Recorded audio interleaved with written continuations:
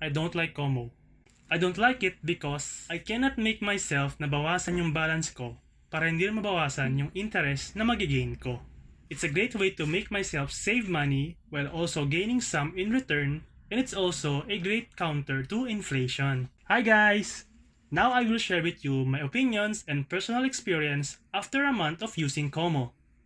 Quick recap, Komo is a digital bank provided by East West Rural Bank and they have 2.5% interest per annum.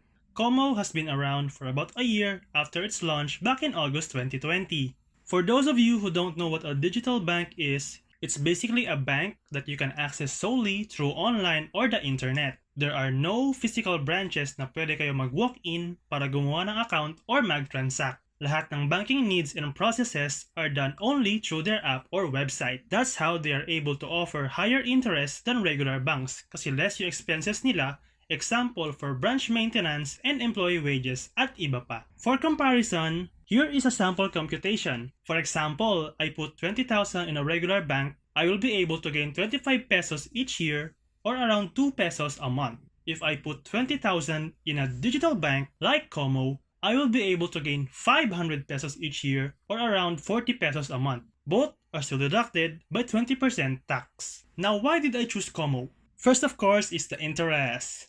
As demonstrated sa sample computation kanina, mas mataas ang interest rate nila compared sa traditional banks at 2.5% per annum versus 0.125% per annum. If i-compute, it is 20 times higher. Next is insured yung perang i-deposit mo up to 500,000 pesos by the PDIC. Like all other banks, traditional man or hindi, in case na mag-close yung bank, the PDIC secures the depositors na may return yung same amount ng perang dineposit nila as long as it does not exceed 500,000 pesos.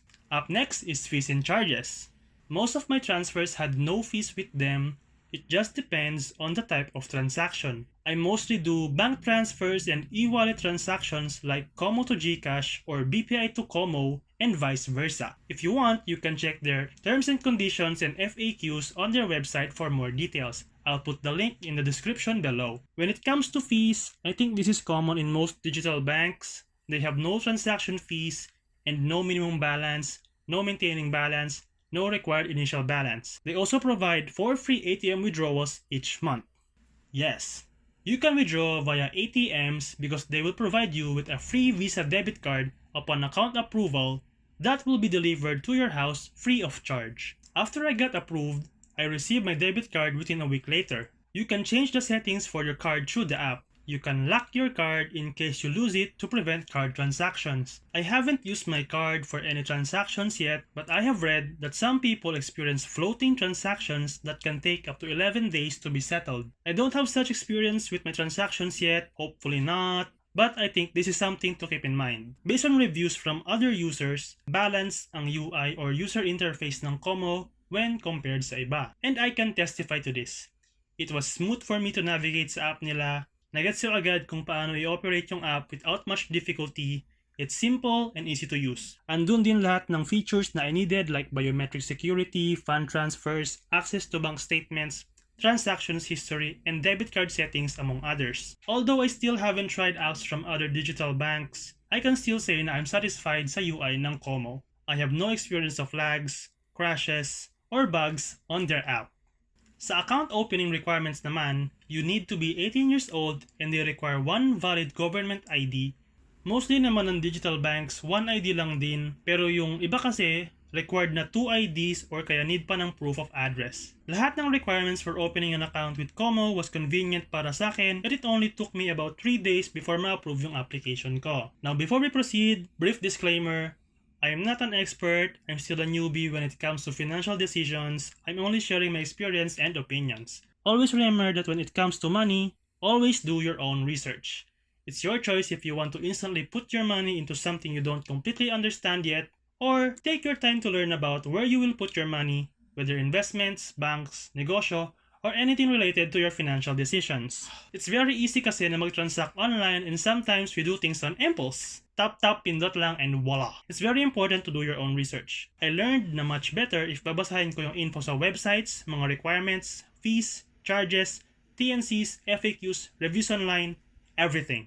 I make sure that I know enough and I'm confident enough sa magiging decision ko pagdating sa pera and kung saan ko siya ilalagay. Okay, with that done, let's proceed na. With cashing in and out methods, as of now, wala pa silang way to directly deposit and withdraw money to and from your Komo account. I believe this is a feature they are working on and I expect it to make things more convenient for us users. What I do is I deposit money to my e-wallet like GCash and then transfer to my Komo account. Take note na may 15 peso fee sa GCash when doing bank transfers. I can also deposit money to my BPI and transfer it via InstaPay to my Komo account with no fees. Then I can do the reverse and transfer money from my Komo account to BPI or GCash.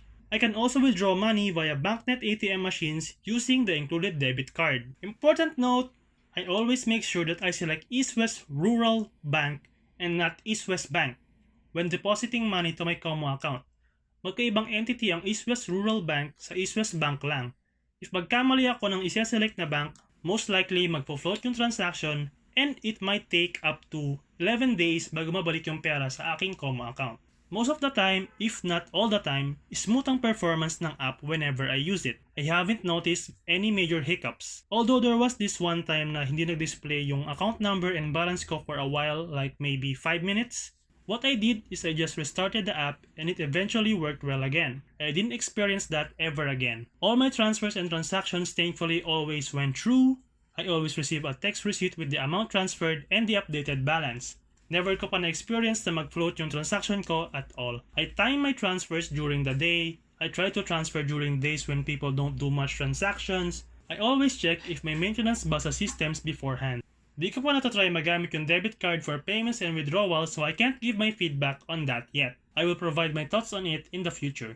They also provide bank statements and certificates. They will send it to you via email. It's a really nice feature for me kasi I get to see my transactions for each month para ma-monitor and manage my money. Quick pros and cons summary for me. Sa pros, higher interest, PDIC insured, smooth UI, and minimal fees. Sa cons naman, may users na naka-experience ng floating transactions but not me personally, and no direct method to deposit to your Komo account yet. And that's it for my Komo review. I hope you found this video helpful. Yes to personal finance, yes to sound money management, and yes to financial freedom.